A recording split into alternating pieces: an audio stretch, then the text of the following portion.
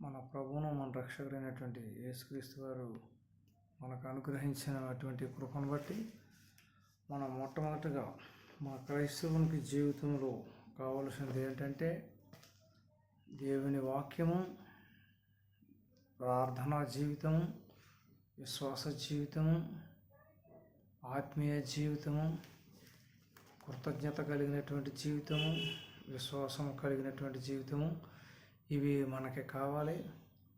కాబట్టి ఇవి మనకు తెలుసు. మరి ఇప్పుడు మనమైతే మొదటిసారిగా బైబిల్లో మనం చూసుకున్నట్టయితే ఆదికాండంలో మనకి ప్రారంభ దశలో దేవుడు మనకి ప్రార్థనను పరిచయం చేశాడు. తర్వాత వాక్యాన్ని పరిచయం చేశాడు. తర్వాత దేవుని ఆత్మను మనకి దాని యొక్క ప్రభావాన్ని మనకు దాని యొక్క అవసరతను మనకు పరిచయం చేశాడు. తర్వాత కృతజ్ఞతను మనకి పరిచయం చేశాడు. విశ్వాసాన్ని పరిచయం చేశారు ప్రభువారు. దాంట్లో ముఖ్యంగా మనకు తెలుసును, ఆదికాండంలో సేతు కుమారుడైనటువంటి ఏనేసు ద్వారా మనకి మొట్టమొదటిసారిగా ప్రార్థన అనేది ప్రారంభమైంది.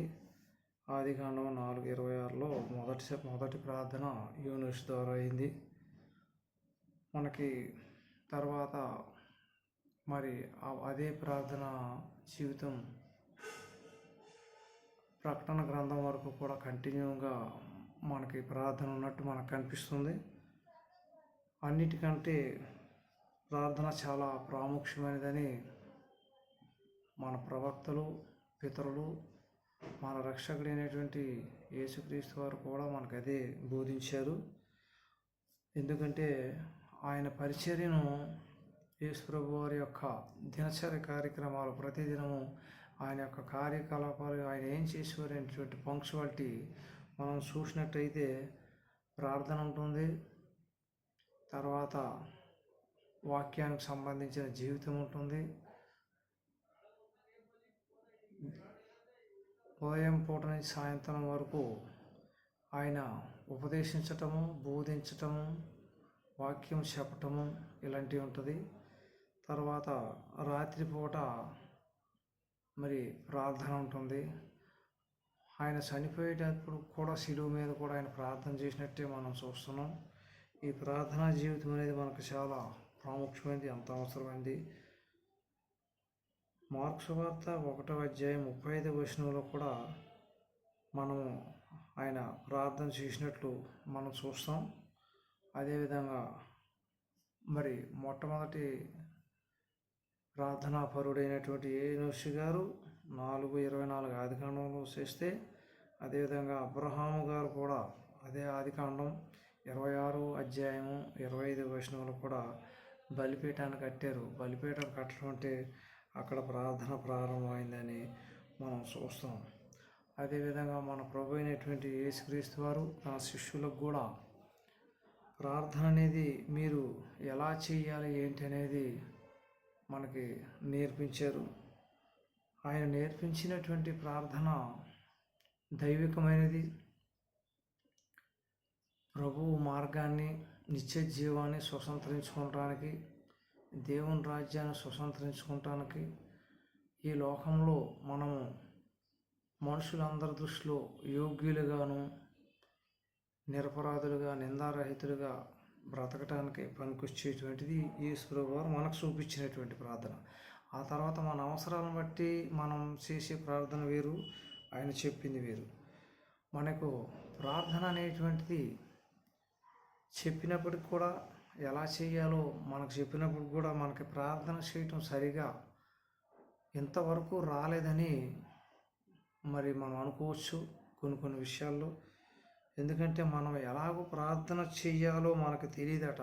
దేవుడే మన తరపున ఆయన తండ్రికి బ్రతులాడుతూ ఒక ఆత్మ, ప్రభువారి యొక్క ఆత్మే మన తరపున ప్రార్థన చేస్తూ బతుకులాడుకుంటున్నట్టు దేవుని దగ్గర విజ్ఞాపన చేస్తున్నట్టు మనం చూస్తాం.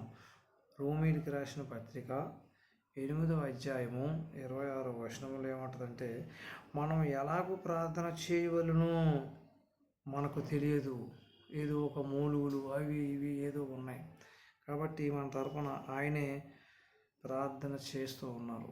అంతేకాకుండా ఈ ప్రార్థన ఎలా ఉండాలంటే ప్రార్థన యందు నిలకడగా ఉండాలి. మనము ప్రార్థన చేసినప్పుడు మీరు మీ భోగముల నిమిత్తము, సుఖభోగముల నిమిత్తము, జలసాల నిమిత్తము, ఈ లోక సంబంధమైనటువంటి భోగముల నిమిత్తము మీరు ప్రార్థనా రూపంలో దేవుడు ఏది అడిగినా మనకు అవన్నీ ఇస్తాడని అనుకోకూడదు. ఎందుకంటే మీరు భోగముల నిమిత్తము దురుద్దేశంతో అడుగుతున్నారు కనుక ఆయన మీకు ఏది కూడా ఇవ్వట్లేదు.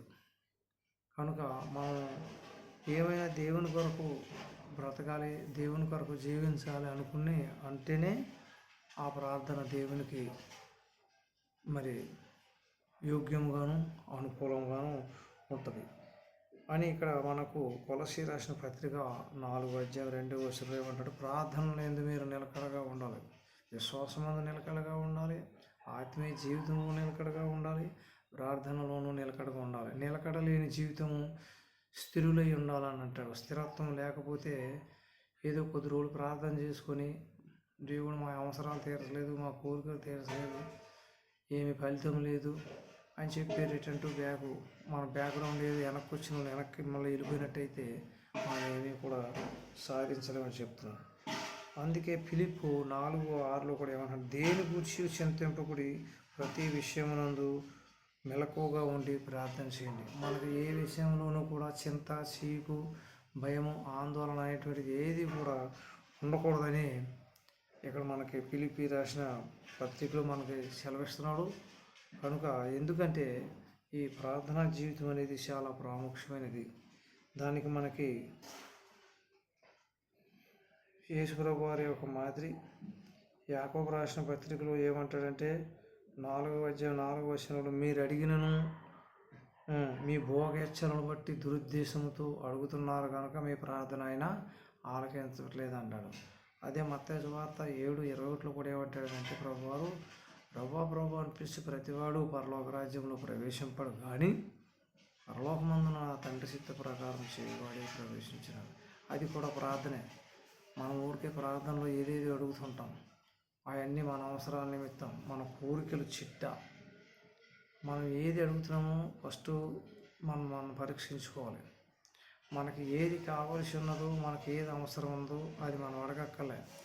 ఆయన ప్రార్థనలు ఏం అడగమన్నాడంటే ప్రభువు చక్కగా చెప్పాడు, నా రాజ్యమును నా నీతిని మీరు మొదట వెతుకుడి, అప్పుడు మీకు అన్నీ కూడా అనుగ్రహించబడును అంటాడు. అది ప్రార్థనలో మన యొక్క విన్నపాలు.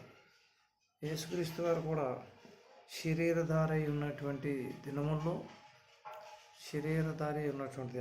ఆయన కూడా ఎబ్రీ 5:7 ఎలా ఉన్నాడంట, మా రోదనతోనూ వేదనతోనూ కన్నీళ్లతోనూ ఆయన ప్రార్థన చేసినట్టు మనం చూస్తున్నాం. అసలు ఒక దేవుని కుమారుడికి భూమి మీద ఒక వేదనతోనూ రోదనతోనూ కన్నీళ్ళు విడుస్తూ ప్రార్థన చేయవలసిన అవసరం ఎందుకు వచ్చిందంటే, మనకు ఒక మాదిరి మీరు ఇలా బ్రతకాలని మనకు చూపించడం కొరకు తప్ప యాక్చువల్గా ఆయనకు అది అవసరమే లేదు. కాబట్టి ప్రార్థనకు ఉన్న శక్తి దేనికి లేదు. అందుకే యాకోబు 5:17 ఏమంటాడంటే, ఏలియా కూడా మనటువంటి స్వభావం కలిగినటువంటి మనిషి అయినప్పటికీ అతడు ప్రార్థన చేయగా ఆసక్తితో, విశ్వాసముతో, పట్టుదల కలిగి చేసినటువంటి ప్రార్థన వలన కావాలనుకున్నప్పుడు వర్షం కురిసింది, వద్దు అనుకున్నప్పుడు 3.5 సంవత్సరాలు వర్షం కురలేదు, మళ్ళా ప్రార్థన చేయగా వర్షం వచ్చింది. ఆయన కూడా మనటువంటి స్వభావం కలిగినటువంటి మనిషి అని యాకోబు సెలవిస్తున్నాడు. ఆయనకు ప్రత్యేకమైన శరీరం లేదు, మహిమ శరీరం లేదు, మనలాగే తిండి తిన్నాడు, మనలాగే తిరిగాడు. కానీ ఆయన చేసిన ప్రార్థన ఎలా ఉంది, తన కొరకు లేదు, తన సొంత కోరికల కొరకు లేదు, లోకం కొరకు ప్రజల కొరకు ఉన్నది. కాబట్టి దేవుడు ఆయన ప్రార్థన ఆలకించాడు. ఇప్పుడు అందుకే మనం ఏదైనా కూడా దేని కొరకు మనం ఉన్నాం, మనం ఏ విధంగా ఉన్నాం అది మనం చూసుకున్నట్టయితే దేవుని దృష్టిలో యోగ్యకరంగా ఉన్నట్లు మనం దేవునికి కనిపిస్తే మన ప్రార్థన ఆయన ఆలకిస్తాడు.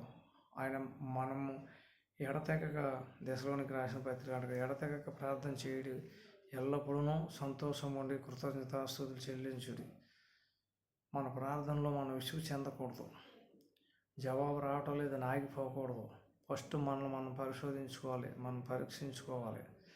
దేవుని ఎదుట మన హృదయం ఎలా ఉన్నదో మనం గమనించుకోవాలి.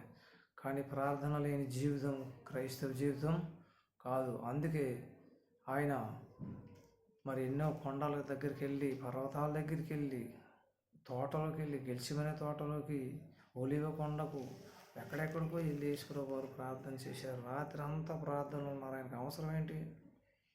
ఎందుకంటే ఆయన మానవ శరీరం పొందాడు.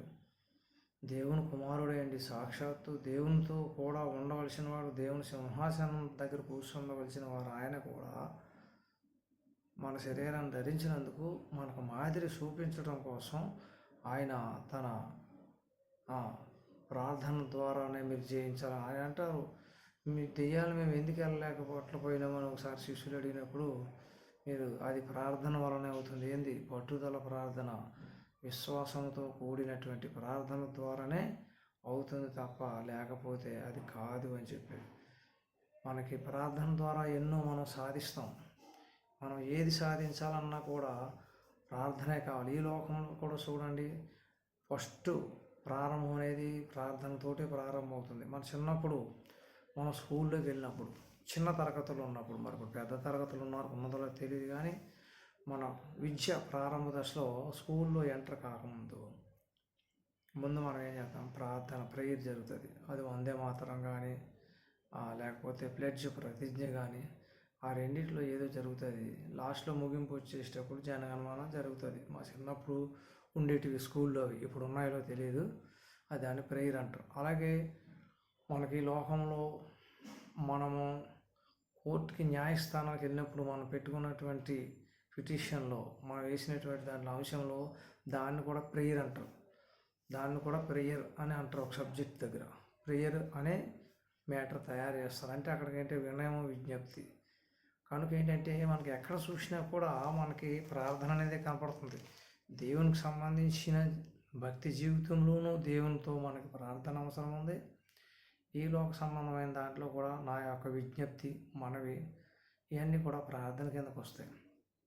కనుక ప్రార్థన అనేటువంటిది ఎదుటి వారితో మనం మాట్లాడేటువంటిది.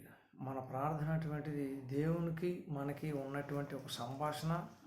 ఎందుకంటే దేవుడు అనేటువంటి వాడు నరుడు కాదు కాబట్టి, మన ఎదురుగా ఉండరు కాబట్టి, ఆయనతో మనం ముఖాముఖిగా మాట్లాడుతుంది. ఆయన నరుడు కాదు కాబట్టి, దేవుడు ఆత్మ కనుక ఆయన ఆరాధించు, వారి ఆత్మతోనూ సత్యంతోనూ ఆరాధించాలని చెప్పారు. కనుక దేవుడిని మనం మరి ప్రార్థన ద్వారానే మన యొక్క హృదయము, మన యొక్క తలంపులు, మన ఆలోచనలు, మన ప్రవర్తన అన్నీ దేవుని దృష్టికి యోగ్యకరంగా, ఇష్టముగా ఉన్నట్టయితే మన ప్రార్థన ఆలకిస్తాడు. ఒకవేళ మన తలంపులు, మన ఆలోచనలు, మన హృదయ ఉద్దేశములు దేవుని దృష్టికి అనుకూలంగాను యోగ్యకరంగాను లేవనుకోండి, మనం చేసేటువంటి ప్రార్థన వ్యర్థమైపోతుంది. కాబట్టి ప్రార్థన చేసే ముందు మన ప్రార్థన ఏ విధంగా ఉన్నాయో అనే దాని గురించి మనం ఆలోచించవలసి వస్తుంది. ఎందుకంటే దేవుడు హృదయ రహస్యములు ఎరిగినటువంటి వాడు. మనసులో ఒకటి పెట్టుకుని పైకి ఇంకొకటి ప్రార్థన చేసినా అది ఫలితం ఉండదు. అందుకే చూడండి, ఎంతోమంది సంఘాల్లో ఎన్నో సంవత్సరాల నుంచి ఉంటారు, సమస్య ఒకటే ఉంటుంది కానీ అది తీరదు. ఎందుకంటే వారు చేసేటువంటి ప్రార్థన దేవుని దగ్గరికి చేరటలేదు. అందుకే అంటాడు అపోస్తుల కార్యంలో కొర్నేలితో దేవదూత వచ్చి అంటాడు, కొర్నేలి, నీ ధర్మ కార్యములు, నీ ప్రార్థన, నీ భక్తి, నీ ఆలోచనలు దేవుని సన్నిధికి చేరబడి ఉన్నాయి. అక్కడికి ఎక్కువైపోయినాయి అంట, నిండిపోయిందంట. ఆ దేవుని దగ్గరికి తీసుకెళ్ళే దేవుని పాత్ర, మనుషులు చేసే ప్రార్థన ఒక పాత్రలో దేవుడు దగ్గరికి తీసుకెళ్ళి దేవదూతలు చెప్తున్నాయి, నీది అయిపోయింది అయ్యా, ఇంక అక్కర్లేదు, నీకు ఉండవలసిన దానికన్నా ఎక్కువ భక్తి ఉంది, ధర్మకార్యాలు ఉన్నాయి, నీ ప్రార్థన ఉంది, దేవుని సన్నిధికి జ్ఞాపకార్థంగా మహిమకరంగా అక్కడ కనబడుతున్నాయని చెప్పి దేవదూత కొర్నేలితో చెప్తుంది. చూసారా? అదే అందుకే అంటాడు లూకా సువార్తలో కూడా, మీరు విసుగక నిత్యము ప్రార్థన చేయుచుండవలెను. మనకి దేని విషయంలో అన్నా విసుగు వస్తే పర్వాలేదు, కానీ విశ్వాసంలో కానీ ప్రార్థనలో కానీ మనకి విసుగు రావటానికి వీల్లేదు. కనుక ఫస్ట్ మనము ప్రార్థనా పరులై ఉండవలెను. ఈ ప్రార్థనా పరులు, ప్రార్థన మీద ఆసక్తి, ఒకరికొకరు ప్రతి పత్రికలో చూడండి, క్రొత్త నిబంధనలు ఎక్కడ చూసినా పత్రికల్లో మొదలైందంటే మీరు మా కొరకు ప్రార్థన చేయండి, మీరు ఒకరికొకరు కొరకు ప్రార్థన చేయండి. ఏంటి అంత గొప్ప దైవజనులు, భక్తులు మనల్ని ఎందుకు ప్రార్థన చేయమన్నారు? అసలు వాళ్ళే మన కొరకు ప్రార్థన చేస్తే అన్నీ జరిగేటప్పుడు అక్కడ ఆ రోజుల్లో ఉన్నటువంటి వేరే మనుషులతో కూడా మీరు మా కొరకు ప్రార్థన చేయండి, మీరు ఒకరి కొరకు ఒకరు ప్రార్థన చేయండి, ఒకరి క్షేమం కొరకు ప్రార్థన చేయండి, మీ దేశ క్షేమం కోసం ప్రార్థన చేయండి, మీ దేశ నాయకుల కోసం వారు మంచి పరిపాలన అందేయాలని ప్రార్థన చేయండి, మీ తోటి సహోదరుల కోసం ప్రార్థన చేయండి. దేవుని ఎరుగినటువంటి అన్యజనులు ఎవరైనా అమాయకులు ఉంటే దేవుని గురించి తెలియనటువంటి వారి కొరకు ప్రార్థన చేయండి, వాక్యం చెప్పండి.